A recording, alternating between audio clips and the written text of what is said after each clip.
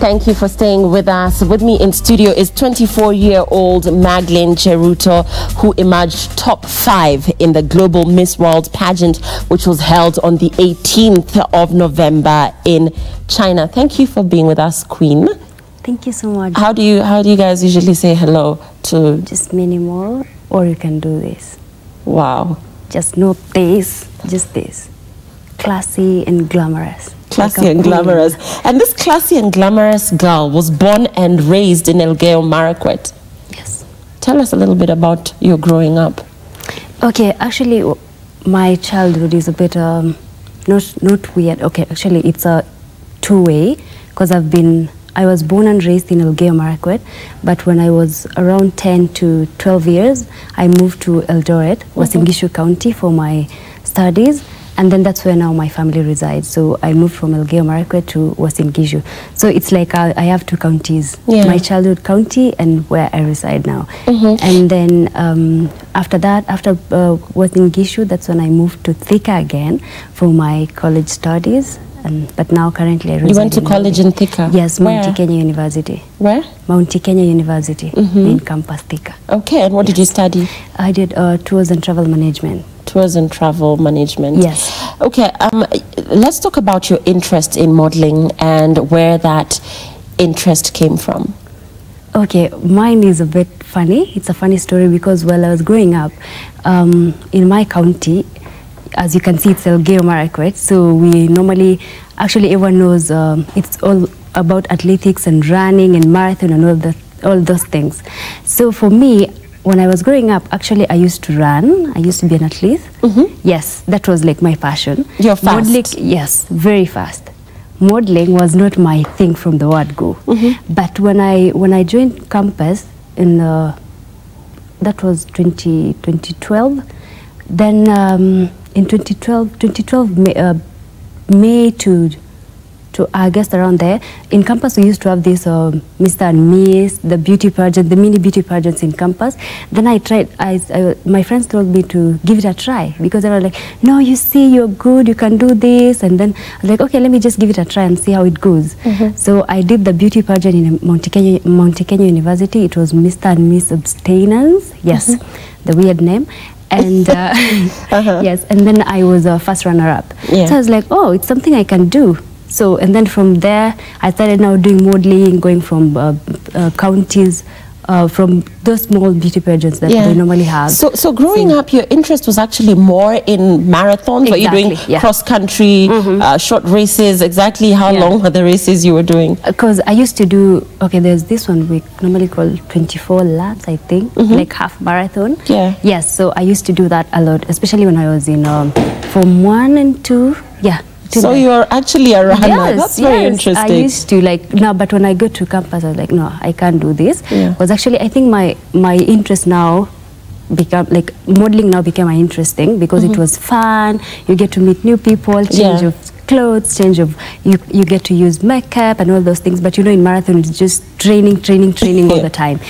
So you know, just going back to you know, your world in modeling and pageants, I want to talk about Miss World and your journey to the finals this year. Has this journey been an easy one? Was this your first attempt at the pageant?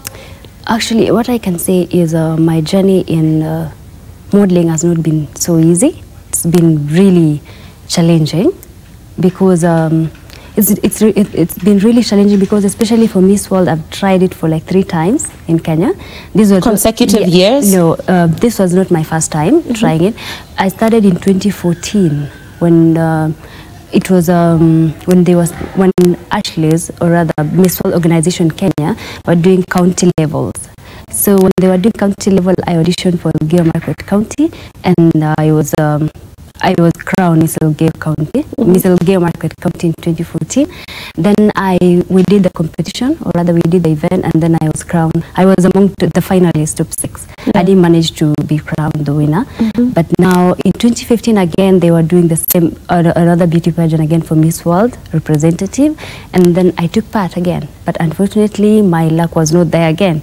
So I was like, okay, now in 2016, I was like, I'm not going to do beauty pageants again. Yeah, because it seems it was becoming hard because every time I used to try, and now I'm not getting it, and I really, really wanted to. Why do you think? Because your experience the first time when they rejected you might have been similar, might have been different to the second time when you didn't make it. What is it that was serving against you? What was working against you? Okay, because most of the time I always say, if you get an opportunity, just do it. It doesn't hurt to try. So when I was given that opportunity again, I was like, okay, just do it. As long as you're comfortable, as long as you have every support from friends and family, I was okay with it. And then now I didn't manage again. So when the opportunity again came in this year, 2017, like, okay, let me just give it a try. But this is my last time because I'm growing old. I'm 24 years old. So you're old at 24. Yes. Yes. Wow, that's interesting. For beauty in the modeling world. Yeah. Yes. Yeah. So when I tried again, here we are. I was crowned Miss World Kenya, and then now I went to China to represent Kenya. Congratulations. In terms of preparation, because let's now get to the world stage and this world finals. In terms of preparations to take on the other finalists from the other countries, what did you take? What did it take? Did you feel sufficiently prepared? Oh yeah. When it comes to that now, I'll say a big thank you to my family, especially my mom and my sisters, my brothers and my uncles for the support and love and always encouraging me. And apart from my family, I'd like to thank Ashley's and Miss World Organization Kenya for the preparation that they gave me, all the time, everything that we had to do to make the whole journey successful. They put so much effort, especially Ashley's CEO, Mrs. Mungai. She made sure that I had everything from my clothes, to makeup, to my tickets and everything. Yeah, she gave me full support. Right. Yeah, so you get to China and you get to meet all these other beauties from different parts of the world. I want to get to the main pageant itself on the D-Day, because I was having a conversation with you before we started, and a lot of people don't know how hectic a time it is for you as the models, as the beauty queens from your respective countries. There's a lot of pressure, not only because you're representing your country, but because of the preparation. Take us through a typical day. On the final day, you actually have to dress yourself, do your makeup, do everything yourself? Yes. Actually, when you get there, it's not about learning again, or rather being groomed to do something. When you get there, that is the real competition. So you have to start from your own country. You have to train yourself. You have to know how to do grooming. You have to know how to do your own makeup, how to dress yourself for every occasion. So when you get there, you're ready for it. It's like a real competition day. So during our final day, we had to do our own makeup. Like early, we were given enough time to do our own makeup, and then to dress ourselves, and then. And let's talk about your gown on that particular day. This was designed by a Kenyan designer. Tell us about how you felt in this gown, who this person is, who this designer is. Okay, actually, I like to call that gown my signature dress. Yes, it is. It's a very special dress. Yes. Why do you call it special? I call it a special dress because actually it's not the only thing that put me in the global, or rather in the map, but it's something that is so glamorous, it's so elegant, it's a nice dress. You want to wear it over and over again. And now back to the designer. The person who designed that dress is a very special lady. Her name is Peggy.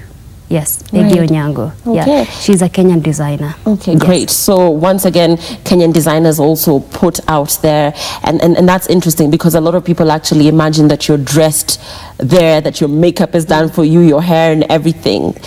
Let's talk about the question and answer session, Magline. At this point, I remember one of the questions they forwarded to you was on cyber bullying. Do you think you answered that question well? No.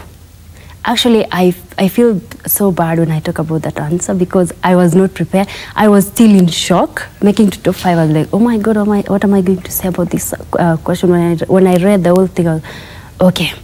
I was trying to compose myself, and now everyone is watching. I got overwhelmed, and then I missed out. Yes, I freaked out Yeah. Which is pretty understandable, really. So you are a case of nerves, and you feel that you could have answered that question better. Yes. But aside from that, so they start counting down, and they're announcing the names, and you are actually in the top 5. Your reaction to this? What are you feeling at this time? Actually, from day one, from the final day when they were, or rather from the final moment when they're announcing to 5, not even to 5, actually to 40, because with my preparation time, I had like a very limited time to prepare, which was like 1 month. So when they announced to 40, I was not ready. I was not ready for it. Because I was like, okay, am I going to make it? Am I going to make it to 40? No, I was not ready for it. So when they announced my name, I was like, okay, thank you, Jesus, but I don't know if I'll make it to 15, but just make it to 15. Let me make my country proud. Then when they announced my name again to top 10, okay, and now we were like 2 girls from Africa, that was South Africa and Kenya. So I was like, okay, now let's see if I'll make it or South Africa will. Because they had to like choose one. I think they had to choose like one, or depending on their criteria. So I remember telling Miss South Africa, all the best. I know you'll be the one. I know you'll be called next. You actually thought that she would be the one that would be called next, and not you. I was still praying so hard and telling God, please God, give me this. But I'll just like, okay, let me just, I don't know if I'll make it to 5. Let me just tell her this. And then I did, and then she was like, no, maybe it's you. And then they called my name just after me telling her that.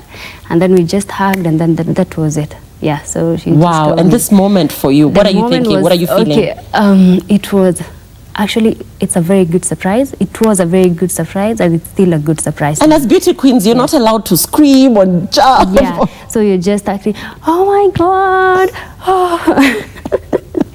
But it was a good surprise, I thank God, and because of God, it's a miracle, yeah. Because I remember when I was there, my CEO was there, Mrs. Mungai, and she used to pray. She used to pray a lot. And Kenyans were watching you. Actually, it was airing right here on Citizen TV, and you know, you became an instant sensation on the internet. Congratulations, Magline. But then, aside from the people that were congratulating you and those that felt that you really made Kenya proud, there were those trollers, those ones that are just so quick to jump at the negatives, who quickly came out to say you're not beautiful enough, you are too dark-skinned. that actually came up as well.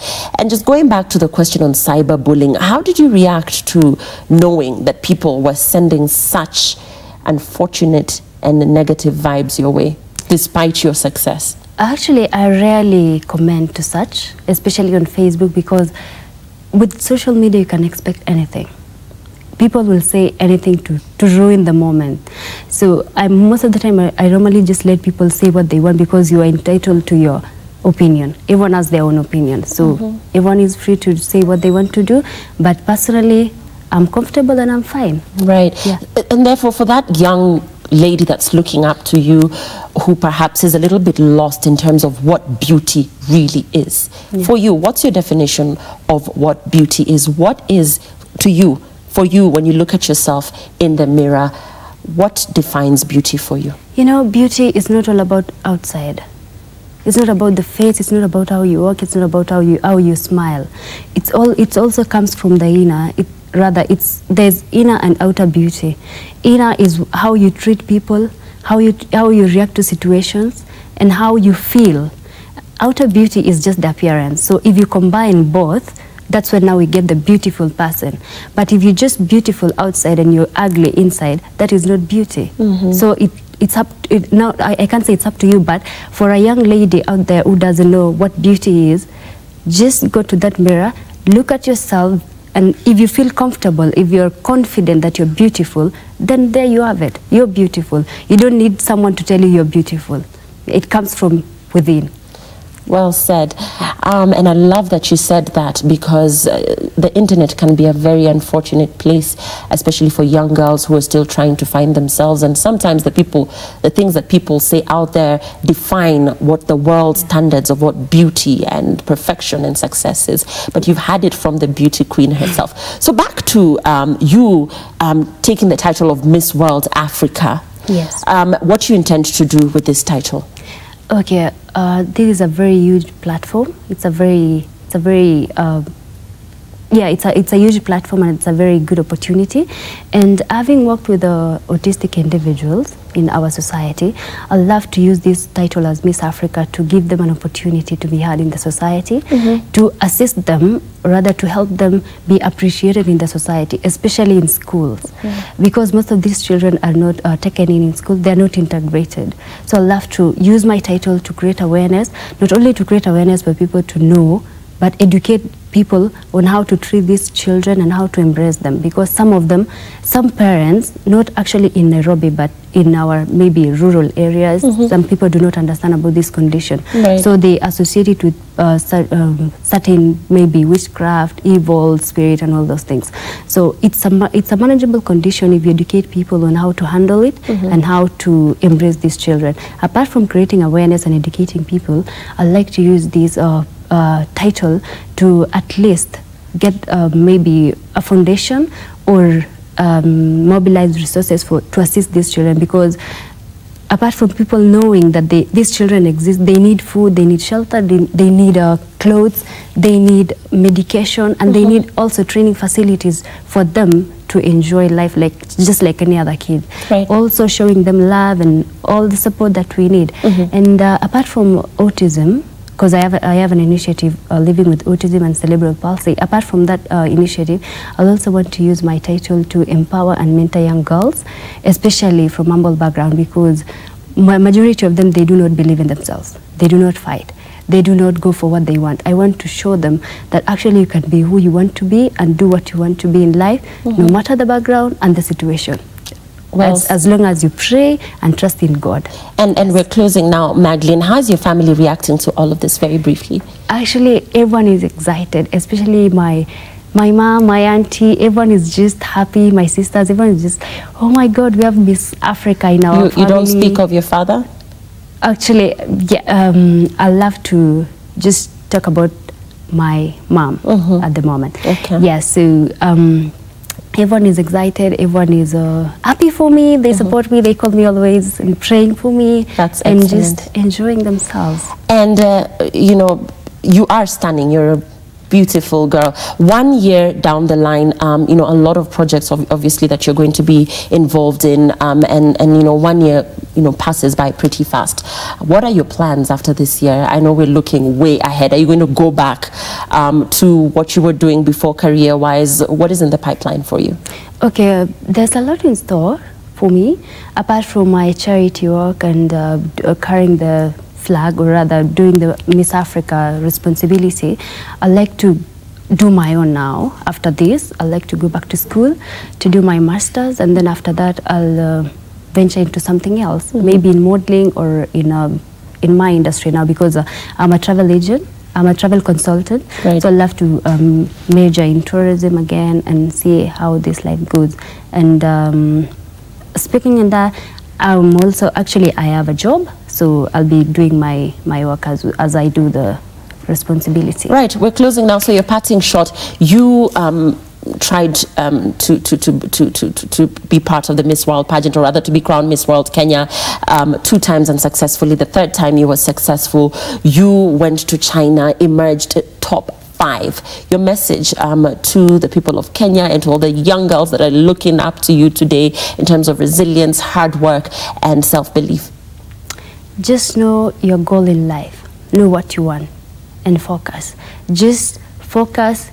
Put God first, always pray, and know what you want in life. And there's something I always say in life: success does not come for you, you go for it. So just know what you want and go straight ahead to it. Struggle. Even if one door closes, another one will open. How tall are you? How tall are you? People imagine the models always have to be 5'10", 5'11". Yeah, I'm 5'7". 5'7". Yes. So not short, not too tall. Yes, I'm just there. You're but taller than me. So you know what? Congratulations, Magline. Thank you so much. If I had to give this crown to anybody, if I was one of the judges at that Miss World, I would have certainly given it to you. Congratulations, thank you. you did Thank you so much. very, very well. You are stunning and indeed very well spoken. This is Magline Jeruto, Miss World Kenya 2017, and indeed Miss World Africa after the just concluded Miss World finals in China. That's 2017, and she's our queen here. Good night. Good night. Thank you. We're taking a short break now, and of course stay with Citizen TV. Continue to enjoy the rest of your viewing. Actually, we're not taking a short break. I'm done. I'm nervous. I'm around a beauty queen, so that's all the time we had for now. My name is Lillian Muli. We'll be back. Okay, I'm told we'll be back with your treats. Okay.